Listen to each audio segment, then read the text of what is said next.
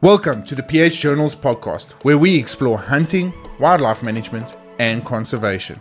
As hunters and conservationists, we know that hunting can be a powerful tool for wildlife conservation, generating revenue and promoting healthy ecosystems. Join us as we explore the latest research, interviewing experts and practitioners, and sharing stories from the field. Whether you're a hunter or conservationist, or simply interested in learning more about this somewhat controversial topic. Hi, my name is Dylan Love. I'm a professional hunter out of the southern tip of the Dark Continent. Join us as I believe hunting is our best conservation tool we have to offer. Hey guys, and welcome to another episode of the podcast. In this week's podcast, we're going to answer a question that I've been avoiding for some time now. But it just keeps coming back time and time again from numerous amounts of people. And I thought, well, you know what? It's only fair I'll never be able to answer the question in full, but really just give everyone some sort of an idea of what's going on.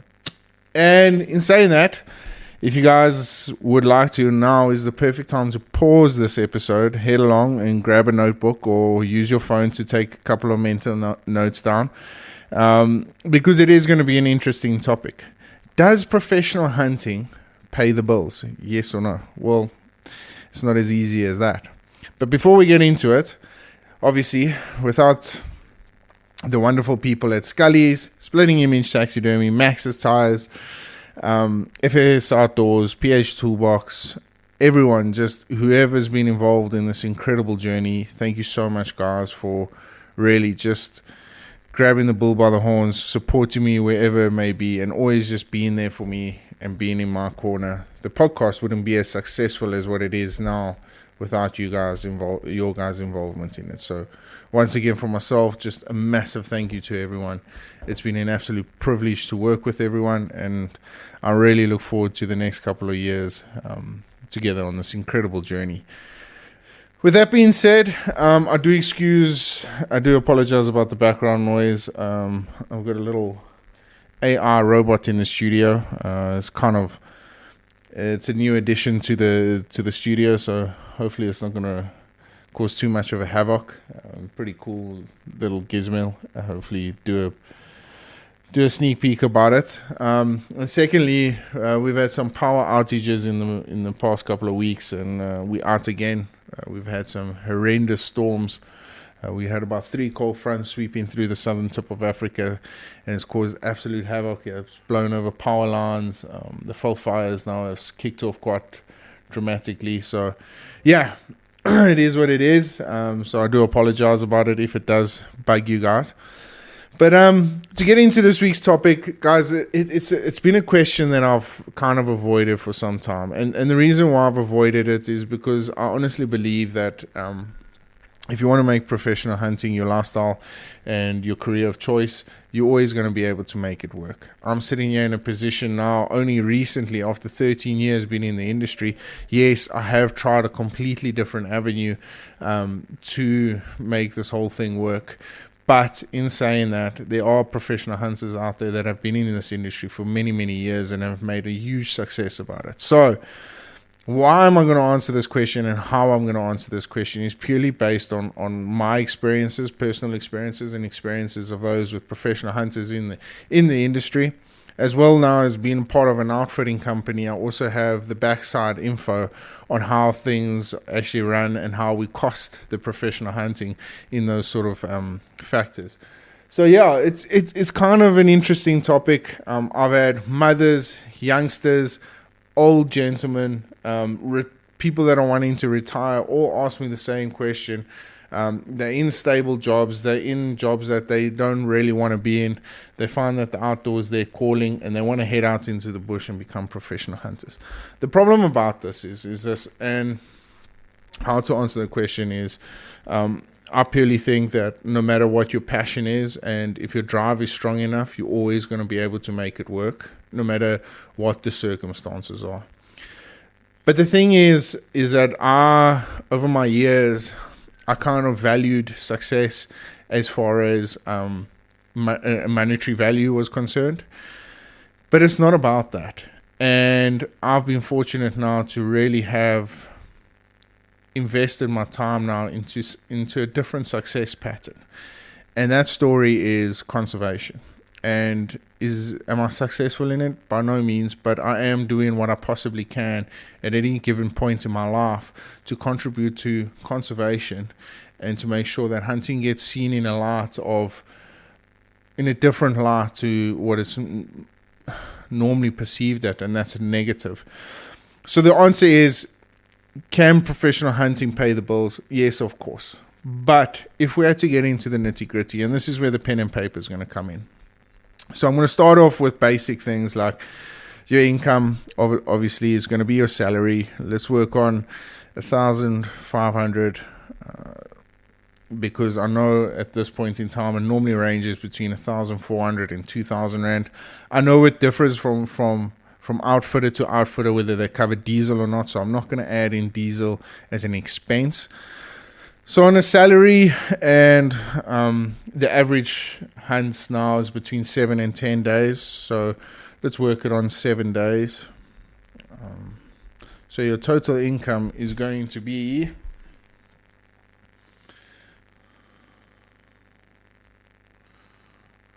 sorry guys, it's Sunday and my brain isn't going to work as quickly as what I would like it to.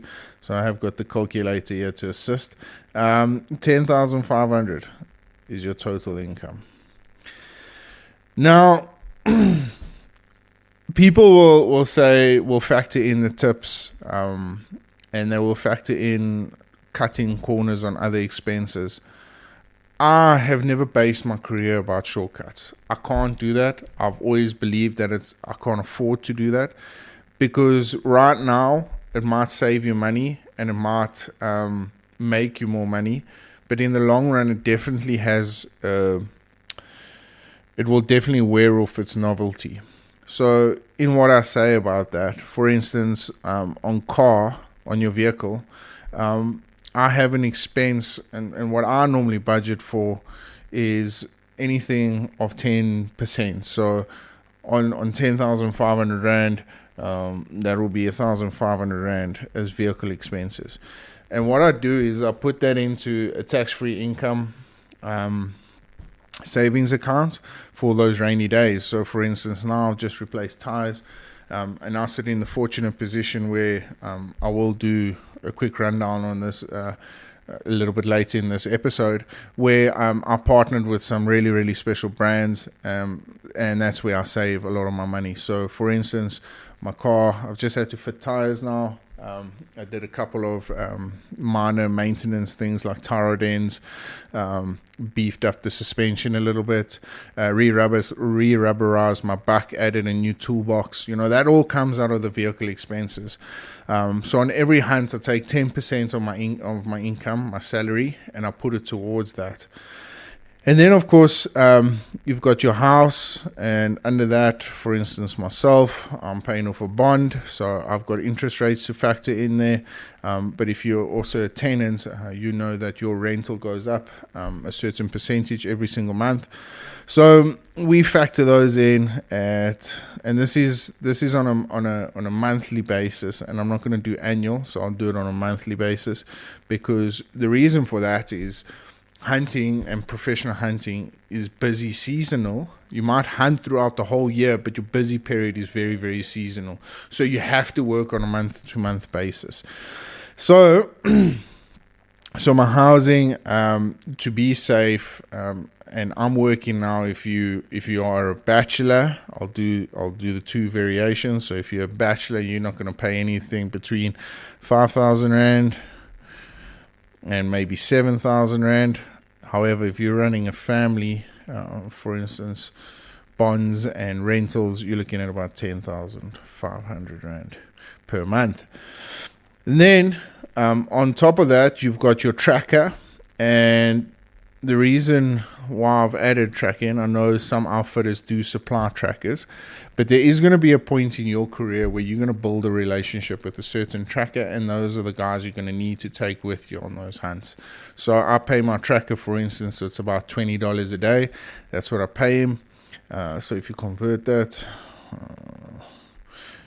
$20 after taxes times 15, it's 300 rand a day, times 7 days, it's 2,100 rand. Dog. If you don't have a dog, it's very minor. I'll pay insurance and then obviously some dog food, which comes to about 450 rand.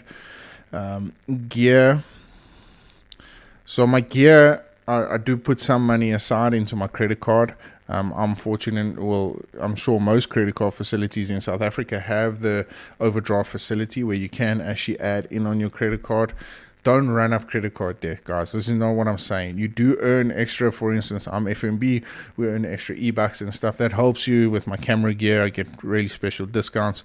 And then on the Discovery side, you get Vitality points. So all those little things add up. And that's why I add my more luxury items like gear into the credit card facilities, because I need to generate the points through that. Gear... I normally budget on every hunt 500 rand,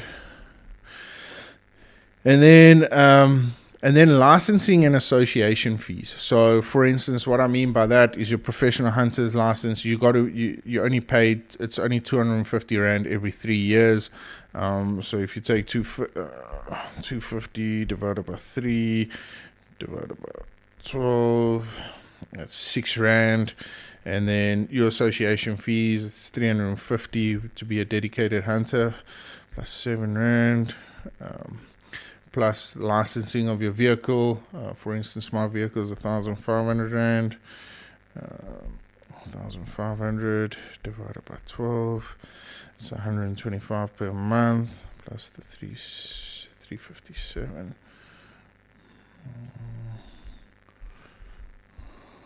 Plus 357. So licensing and association fees comes up to, let's play it safe and say another 500. It comes up to 482 rand. So your grand total, you guys will know your own expenses. I'm kind of giving you guys a breakdown of what I normally break my salary into. This has helped me grow my brand for many years, because it also gives me a clear picture of what I need to achieve out of every single hunt. And the reason why, I'll get into the tips a little bit later, but the reason why I haven't factored in the tips, especially right now, is because it's an inconsistency. So I can't tell you that you are definite on a 7-day safari going to get $500 or $700 tip. I can't tell you that. It also, you got to factor in the exchange rate. Okay. So in total, we've got 1,500 for car. We've got, let's be a bachelor for now. So we've got 5,000 rand for bachelor's fees, for your house rental. Tracker, you're paying 2,100 on a hunt, 450 for your dog, 500 for your gear, and another 500 for licensing and association fees a month, which brings you to a grand total of 10,050 rand. So, guys, in a nutshell, this is your monthly expenses. And then over and above that, you've got medical aid.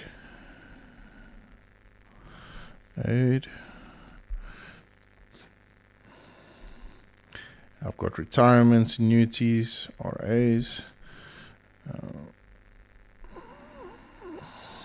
life policies. I'm just going to call it policies.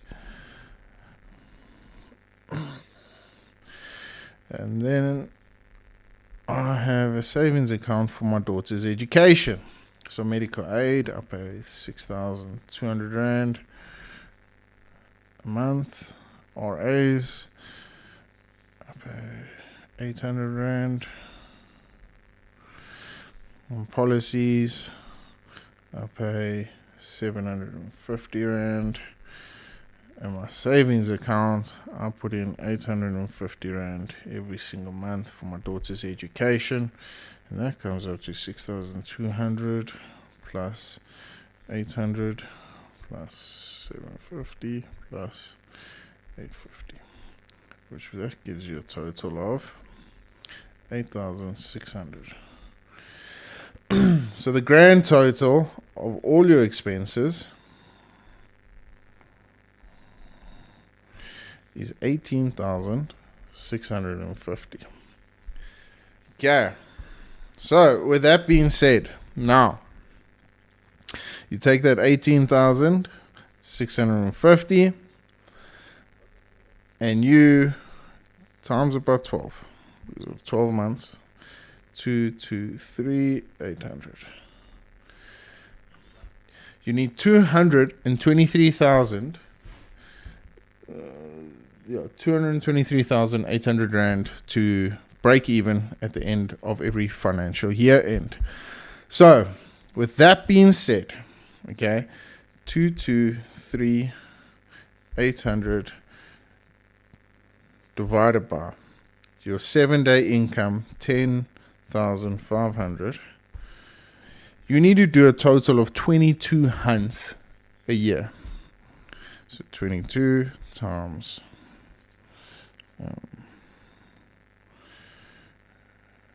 no. Yeah.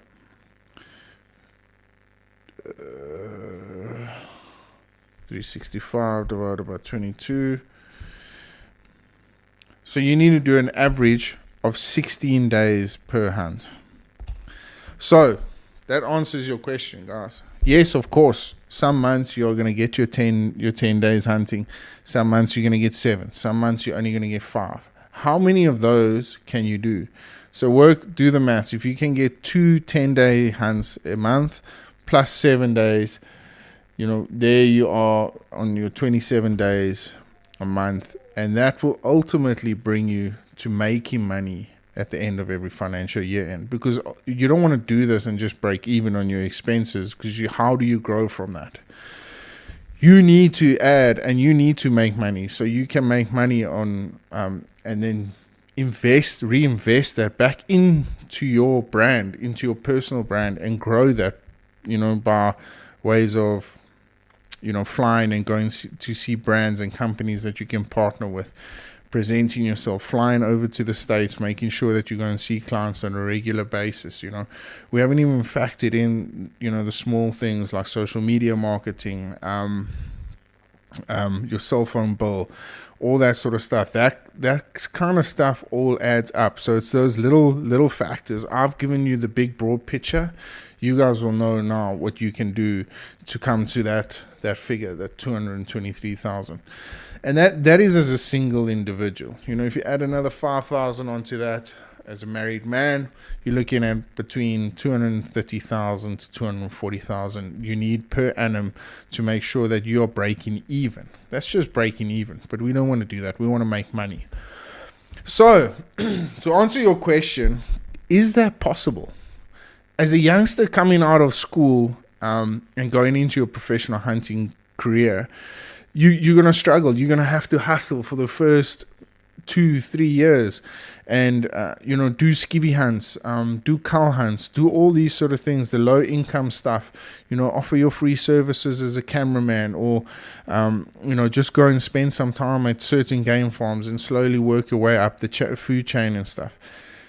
How I did it was I decided to build a brand. PH Toolbox became a brand. And through PH Toolbox, I was hoping, my bigger picture was always hoping to promote other outfitters, become a booking agency. Once I had that brand going, skies were the limit, And I also knew that along the way, I needed to partner with brands that not only believed in me, but also stood for the same sort of values and morals that I had as a professional hunter in my everyday life. And there's a beautiful quote that my old school used to have. It's called "Esse quam vedere," to be rather than to seem to be.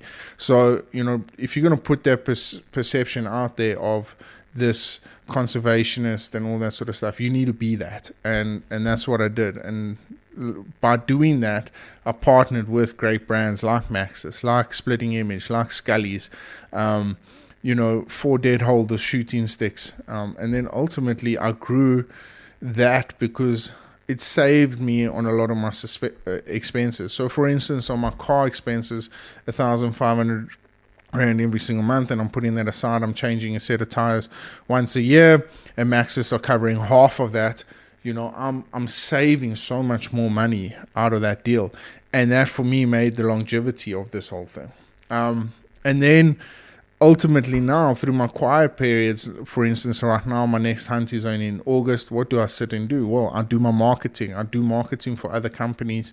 I'm doing a lot of videography. I work in the tire business, with my parents, with my mom and my brother. I'm just trying to spread my horizons so that I can keep doing what I want to do. But ultimately, coming down to the fact that I'm confident right now that I can make enough money to cover my expenses at the end of every financial year. But not only that, also have some change to reinvest into my brand. Because where I see myself in the next 5 or 10 years living off this brand, that's where I want to get to. And the only way I can get to that is if I just keep piling it in, keep adding on, So from my side, that's what I would highly recommend you guys take into consideration when doing these things. For instance, there was a young man that contacted me this past week, said he's got a very good job, he's working his way up the ladder, but his heart is in the bush. Often guys get misperceived between the actual lifestyle of being a professional hunter, and they overlook the behind the scenes stuff that goes into it.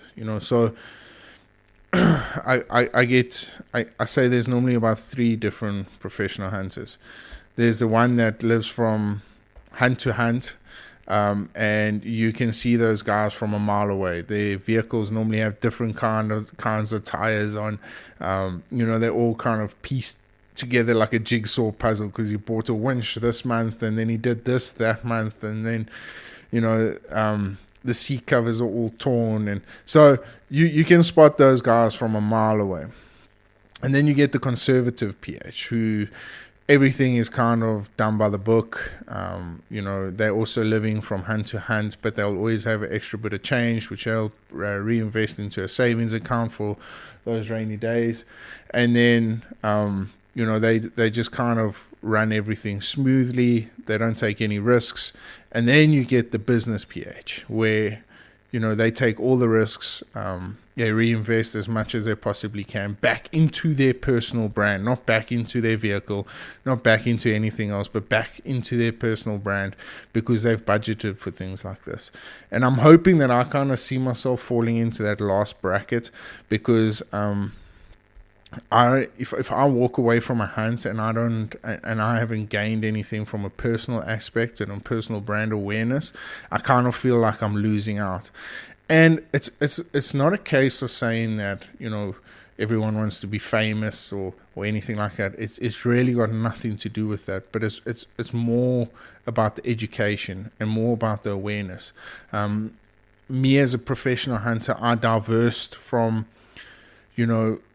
doing the mass hunts to now doing selective hunts, and still more of an experience than an actual hunt, because I believe if you're having a good experience, you're going to have a good hunt. And if you have those two together, that's conservation. And that's what I'm selling myself as a conservationist. I want to look after these animals, because when my daughter grows up one day, I want her to look back and be proud of somebody that stood for the right reasons and stood for the right movement, and that's looking after our wonderful wildlife that we've got. And how do we do it? Obviously, I've preached this many, many times, but through hunting as our best conservation tool. So, these are the different aspects that you guys can do. So to answer the question in a nutshell, yes, you can make a living out of professional hunting, but it is not always sunshine and roses. It's gonna take a lot of hard work, like everything in this world. There's ways and means that you can go about things, but if anything, my mental illness battles, my recent divorce, all that sort of stuff's taught me is just you got to stay positive, and you got to believe in yourself. And the more you can believe in yourself, the better everything is going to work out at the end of the day. Because if you look up and you get up every morning and you say those positive things to yourself in the mirror, and you go out and you slug away at it, there's always going to be a silver lining. It doesn't always seem that way. Trust me, I know when people used to say, just hang in there, and you kind of think, but wow, what is this all for? And you kind of feel that life is against you. At the end of the day, when you come out of those dark spaces, when you come out of the slugging and the hard work, there is a light at the end of the tunnel, and that's probably one of the most rewarding things. For instance, I'm going into a hunt now in August with a very good friend of mine. He's all over YouTube, Cody Hilton. He's a wonderful gentleman. We hunted some time ago together, and we really just got on well. And for me, it's not about making money off of that hunt. It's more about spending time with quality people that are going to share my country's experiences and the experiences that I can deliver on. And for me, ultimately, that is the victory. And that, that is what I strive for at the end of the day. And that is what I classify as success. The old days of myself valuing whether I drove, a Ferrari to my next social media meeting or anything like that, those days are long gone. And I've started valuing time, experience, and memories a lot more than money. And it shows. It's really pulled through in my work, it's pulled through in my professional hunting, and it's pulled through in my relationship with my beautiful daughter. So, those are the aspects we've got to all take into consideration. Are you going to you create a family one day? There are many guys out there that have done professional hunting and have had a family and didn't succumb to the statistics of divorce through professional hunting, because at the moment sitting at about 82% of professional hunters will have a divorce in their lifetime, it's a scary statistic. But when you're away from home for so long, it's a kind of inevitable, what kind of happens. So, it's that juggling act again. So guys, I hope this has answered a couple of questions. It was never an easy question for me to discuss, or a topic for me to discuss, because I know there's so many different ways of doing things and different variations of doing things. But this is what I find kind of works for me. And I'm hoping it works for you guys as well. If there's youngsters out there and they're looking just for a base model, draw it out, weigh up your options. And once you start getting down to, okay, well, I need X amount of hunts a year, is it possible of doing it? Going and talking to the landowner, try and sign up a contract. That's an important one, guys, and I don't want to leave it out. Is when you find outfitters that have invested their time and money into you, and you see you're becoming a regular on the books, and you are doing hunts over and over again, try and sign work contracts that they will contract you for X amount of hunts every year. I know it hardly ever gets done in the industry now, but it is something that I would like to PHs, especially the young PHs, start doing, because an outfitter can throw you under the bus and get rid of you so quickly. But if you have those staunch contracts in place, they're kind of obligated to have you on board. It doesn't mean that you go and abuse that as a power source and not look after these clients and stuff, but just also helps protect yourself from them just, throwing you away. Because a lot of guys base themselves on the what ifs, and, what if this outfitter decides he doesn't need you next year anymore? And often these guys have their sons come in and they take over from all the lead hunts, and there just lands up being no space for you. So yeah, just consider that. But once again, just to end off on everything, I hope I've answered a couple of questions, and I hope I put a bit of perspective in the good light, through to whether you're a mom that's wondering what your son's going to do, whether you're a young PH, whether you're an individual that's planning to become a PH. I hope I've answered some sort of questions there, and that you guys can leave this podcast with a little bit of a clear mind and a clear vision of where you need to go and how you want to do it. And last but not least, guys, if there's anything I can leave you with from this podcast is, don't be scared. Don't be scared to follow your passion. Don't be scared to follow your vision. Remember, a dream is only a dream until you make it a reality. And the only way you're going to do that is through hard work, perseverance, positivity, and like-mindedness, morals and values. Set up good morals, set up good values, and stick by them. Stick by you as a person, as an individual, and stand by that. And I wish you guys all the best of luck in no matter what you decide to do. And please, if there's any questions, and if you guys would like to answer anything, hit me up. And I'm sure there are so many other professional hunters out there. I can try and put you, if I can't answer the question, I'll definitely pass you on to the next guy who I believe can. There's some incredible gentlemen out there, especially the older generation professional hunters, that can help you with answering some difficult questions. And don't be scared to ask, guys. Really, social media is a wonderful tool. Use it, get on there. And if those professional hunters aren't answering those questions or don't guide you in the way to an individual that can answer them, well, then shame on them, because they just holding things that it's not fair on anyone else, and they're really not boosting the industry. So don't be afraid to ask questions. Don't be afraid to hit up, and just even simple phone calls. That's what it all boils down to, is getting involved and being persistent in what you want to do and what you want to achieve. Because if you've got a vision, I had a vision in 2016 when I started PH Journals. I started hunting in 2009, and when I had the vision of starting a brand called PH Journals, it was just small. I just wanted to become, the original idea was just for me to become a booking agency that people could book their hunts through. And it's kind of grown into an influencer slash promoter slash PH, and now slash outfitter. So, those pipe dreams are long gone. I've got new goals, new achievements, new ways I want to be, and new destinations I want to go to. So your goal, the goalpost will always move, and it will always shift. And as you grow, that's exactly what should happen. But there will be a time and point where you can actually sit back and look into the distance and say, you know what, this is what success is all about. And for myself, I honestly wish you guys nothing but the best. And I honestly, if you've got a vision that strong, I believe in you every step of the way. So yeah, guys, a difficult topic once again, but I hope I have answered questions. And looking forward to getting into the new one.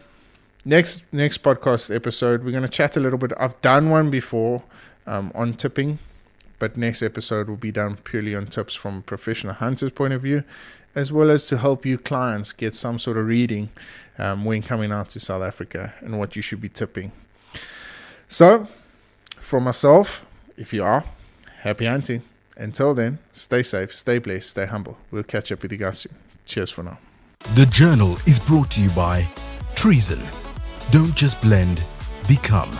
Splitting Image Taxidermy. Worth remembering. Maxxis Tires. Covering PHs over any terrain. Magnum Archery. Scullies. The little things are what makes life wonderful. Vanandi Blends. Changing the game. FFS Outdoor. Versatile gear for any situation. PH Toolbox. Helping you make your own adventure.